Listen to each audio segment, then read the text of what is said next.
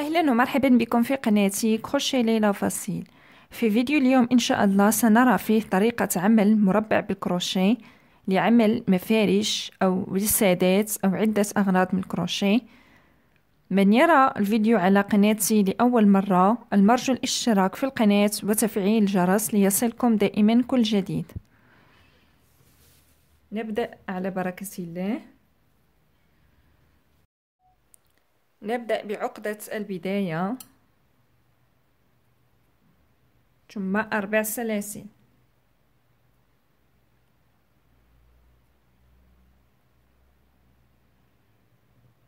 نغلق بمنزلقة عند السلسلة الأولى على هذا الشكل،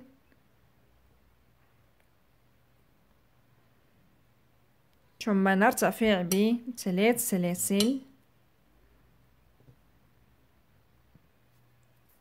3 سلاسل ارتفاع تعني غرزة عمود بلفة واحدة، ثم نضيف 15 غرزة عمود داخل الدائرة.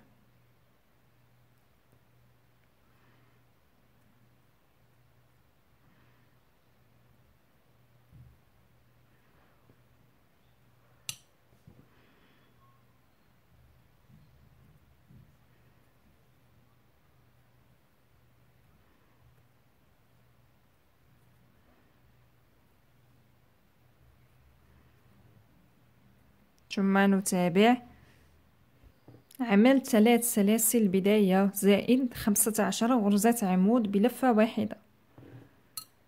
الآن سنأخذ لون آخر أو نتابع بنفس اللون.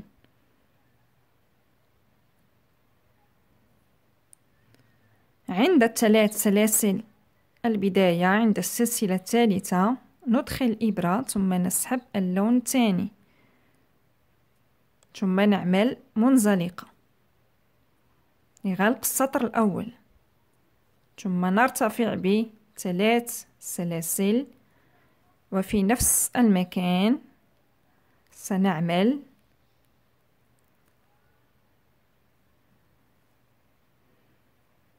على هذا الشكل، ثم نعمل سلسلة واحدة، ثم عند الغرزة عمود الثانية سنعمل نفس الشيء، نسحب الخيط مرة واحدة ثم نترك آخر غرزة، ثم نعمل الغرزة الثانية في نفس المكان، نسحب الخيط مرة واحدة ثم نترك آخر غرزة، ثم نسحب الخيط من الغرز كلها ونعمل سلسلة. فوق كل غرزة عمود نعمل نفس الشيء على هذا الشكل، ثم الغرزة الثانية، ثم نسحب الخيط ونعمل سلسلة.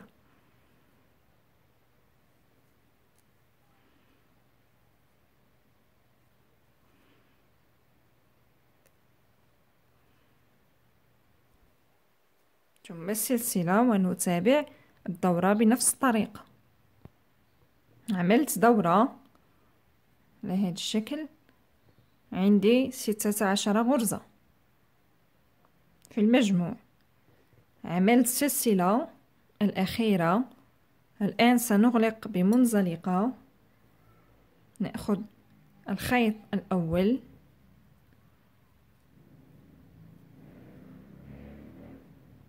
ثم عند الغرزة الثانية غرزة العمود الثانية نغلق بمنزلقة، ثم نسحب الخيط الأول على هذا الشكل.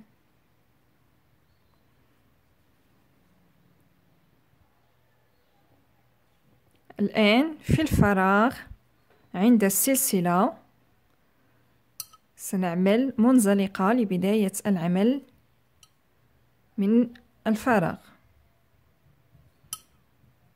ثم نرتفع ب3 سلاسل، ثم نعمل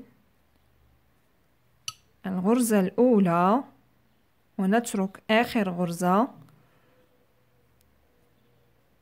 ثم الغرزة الثانية نسحب الخيط ونترك آخر غرزة، ثم نسحب الخيط من الغرز الثلاثة،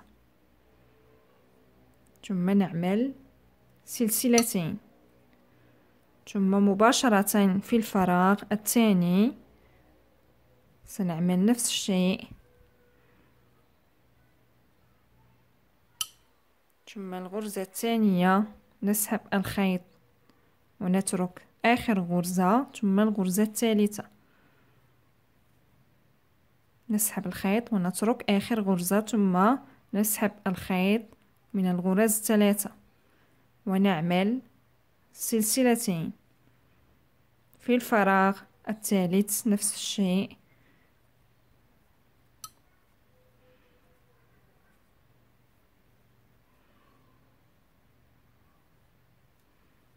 ثم سلسلتين، ثم نتابع بنفس الطريقة. عملت دورة كاملة على هذا الشكل، السلسلتين الأخيرتين، ثم نغلق بمنزلقة عند الغرزة الثالثة على هذا الشكل، ثم في الفراغ نسحب الخيط الثاني،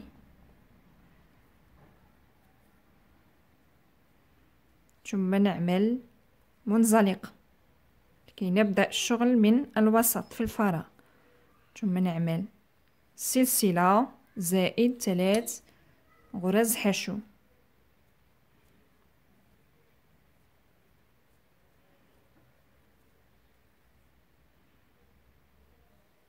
بهذا الشكل، ثم في الفراغ الثاني سنعمل 3 غرز نصف عمود على هذا الشكل،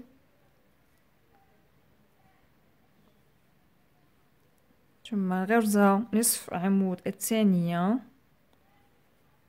ثم غرزة نصف عمود الثالثة على هذا الشكل، ثم في الفراغ الموالي سنعمل 3 غرز عمود بلفة واحدة،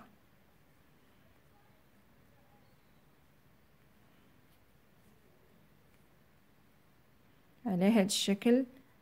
نعمل سلسلتين في نفس المكان، نعيد 3 غرز عمود بلفة واحدة. هذه هي الحاشية. ثم في الفراغ الموالي نعمل 3 غرز نصف عمود على هذا الشكل،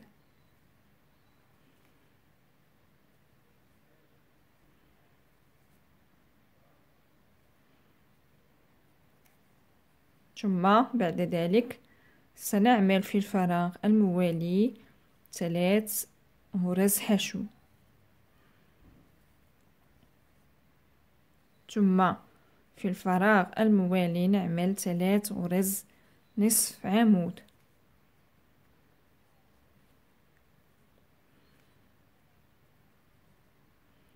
ثم في الفراغ الموالي نعمل 3 غرز عمود بلفة واحدة، الحاشية الثانية، ثم سلسلتين، ثم 3 غرز عمود بلفة واحدة في نفس المكان.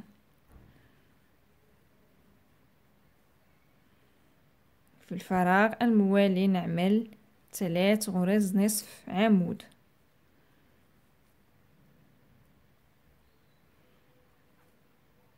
ثم في الفراغ الآخر نعمل 3 غرز حشو. في الفراغ الموالي نعمل 3 غرز نصف عمود،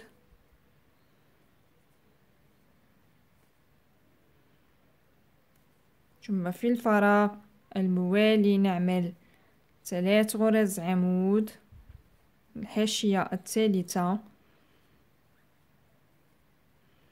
سلسلتين، ثم في نفس المكان 3 غرز عمود بلفة واحدة في نفس المكان. في الفراغ الموالي 3 غرز نصف عمود،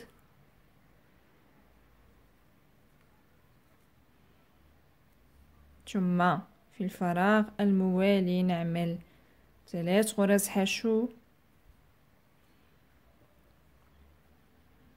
في الفراغ الموالي نعمل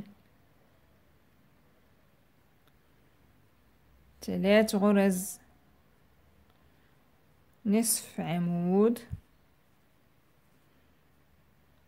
ثم في الفراغ الموالي نعمل الحاشية الرابعة 3 غرز عمود سلسلتين، ثم 3 غرز عمود في نفس المكان.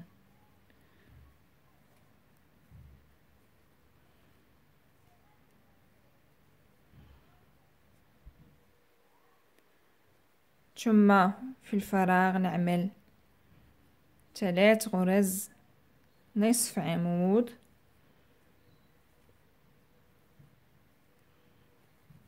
على هذا الشكل، ثم عند سلسلة البداية سنغلق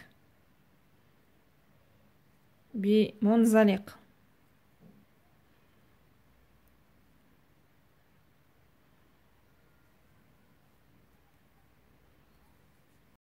هذا هو الشكل الأخير للمربع.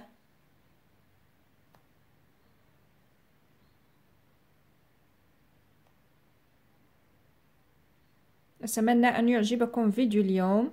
لا تنسوا دعمي بالاشتراك في القناة ليصلكم دائما كل جديد. إذا أعجبكم فيديو اليوم اضغطوا على إعجاب واتركوا تعليقاتكم أسفل الفيديو. لنلتقي في الفيديو المقبل إن شاء الله.